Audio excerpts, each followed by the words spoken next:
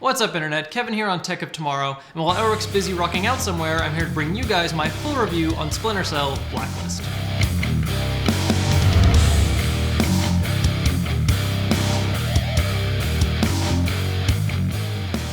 Now, there were a lot of people that weren't entirely happy with how the last game in the series was handled, Conviction, mainly because there was a lot of reduction in stealth elements in favor of making it a lot more accessible and more action-oriented.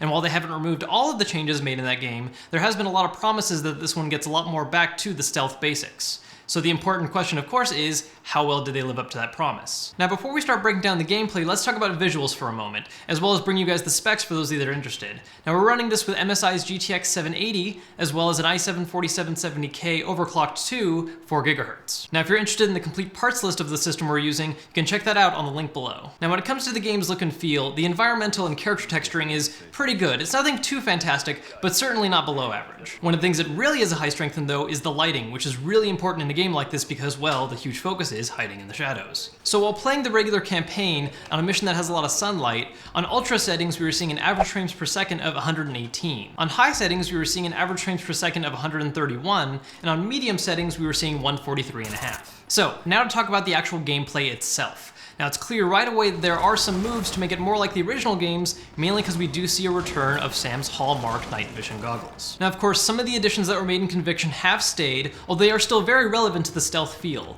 These include the ability to mark multiple targets to execute them quickly, although you have to earn the right to first with regular kills, and the ability to see a ghostly layout of yourself for where enemies saw you last. Now, we're also seeing the return of some other mechanics that were left out in Conviction that definitely help make the game a lot more stealth-focused, such as the ability to hide bodies of enemies so patrols don't get alerted. Now, while stealth is much more of an option in this game than it was in Conviction, the game still gives you the option to play it like a third-person shooter, and in fact, each level ranks your performance based on 3 different tracks. You get rankings for your performance as a ghost, which means you're avoiding enemy encounters or using a non-lethal means of subduing them, Panther for those of you that still want to use stealth but don't mind a little wet work and actually killing your enemies, and last but not least, there's Soldier, which is for those of you that want to treat this like a third-person shooter and just unleash a hail of bullets on everything.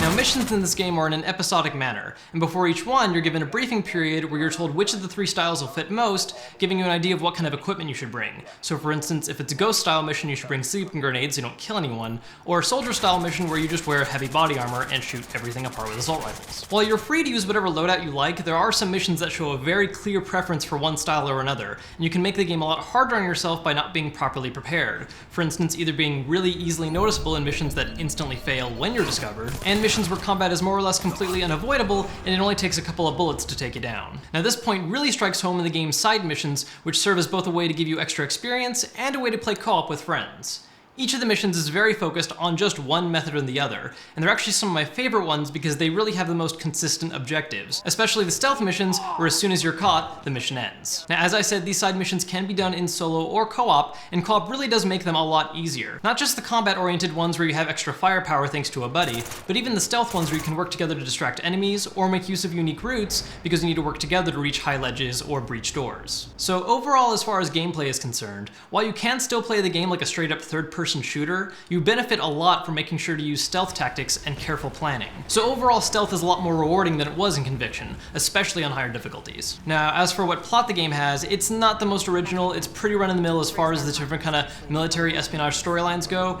It's not too intriguing, but it is enough to keep you going through missions. It's also really jarring to hear the change in voice actors in this one, especially because he just sounds so young. You got something to say it.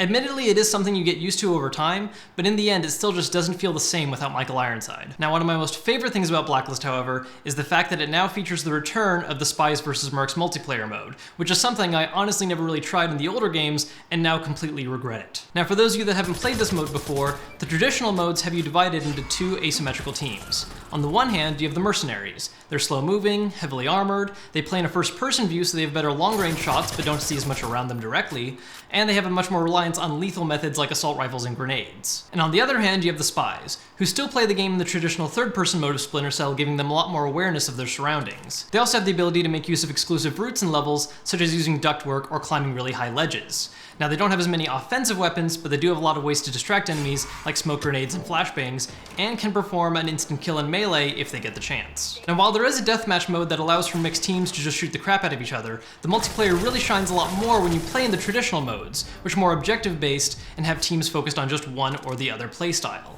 One of the really hard things to do in asymmetric games is making sure that both sides are balanced, and this is where Blacklist does an excellent job. I do feel like Mercs have an easier time early on when they're a lot easier to learn, but once you get into higher levels and people start learning how to play Spies right, it gets a lot more balanced and a lot more interesting. Overall, Splinter Cell Blacklist is a great stealth game. The main campaign is a little on the short side, but it's supplemented by being able to do the side missions, as well as the Spies vs. Merc mode, which is a welcome break from usual multiplayer games, and actually rewards good stealth gameplay in a multiplayer environment.